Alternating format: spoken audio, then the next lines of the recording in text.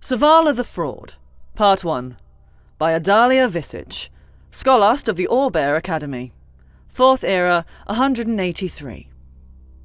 Publisher's Note. This volume comprises one part of an unfinished treatise on the non-existence of Sovala the Penitent, and the origins of the Vigil of Stendarr. Although the remainder of Lady Visage's treaty was never completed, this book remains as a matter of historical record. This edition was published in 4th Era 194. Read by Renara Hawke.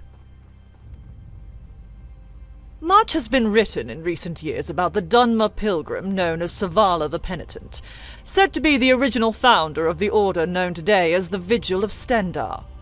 Though various books and authors have already attempted to verify, codify, unify, summarize, retell, embellish, or otherwise report on this legend, few have set out to refute it in its entirety.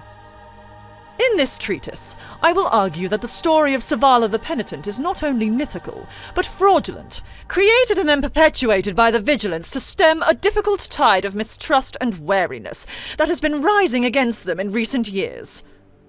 While others have been content to swallow and regurgitate the ideas pushed by the Order, presumably through some lack of moral fibre or misguided desire to maintain the Vigil's reputation, despite its waning usefulness, I will repudiate them.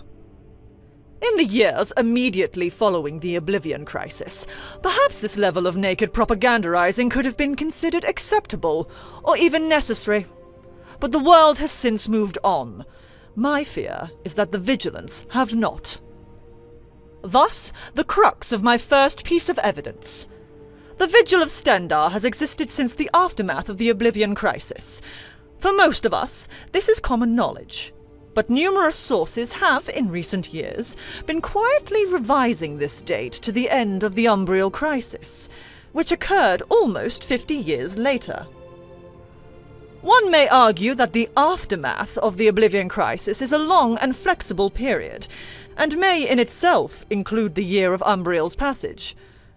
Indeed, the Reconstruction era was fraught with misattributed legends and divine miracles, and to someone as long-lived as a Dunmer, 50 years may not seem overlong. But I posit that this is a willful misinterpretation of the truth, and that the Vigilants' true origins are in direct chronological conflict with their legendary founder. The earliest known source to mention Sovala by name dates to around 4th Era 150. Putting aside the fact that there are no contemporary stories of Sovala from the time of her supposed pilgrimage, almost 100 years before this legend emerged, this original recounting reveals a glaring flaw in the logic of the Vigil's myth.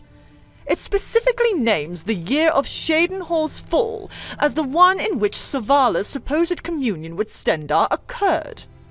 A direct contradiction with imperial records, as I will shortly demonstrate. Indeed, all other sources which purport to tell Sovala's story point back to this account, one to which the Imperial Library, conveniently, has not recorded an attributed author, yet seems to have revised this element out of the story or explained it away through desperate and tortured reinterpretations of the original text.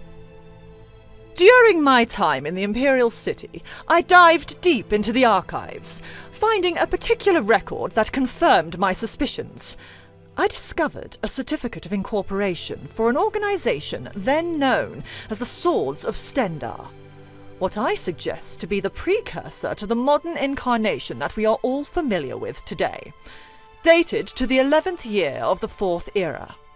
This puts the earliest known writings of Sovala's story completely at odds with imperial records, which are not known for their laxity. The contradiction could not be clearer. To understand the second fork in my argument, we must journey even further, to the war-torn and ash-darkened lands of the Dunmer. In the next part of my treatise, I will call into question not only Sovala's story, but her very existence, as I brave the Dres holdings of southern Morrowind in search of any clues as to Sovala's shrouded past.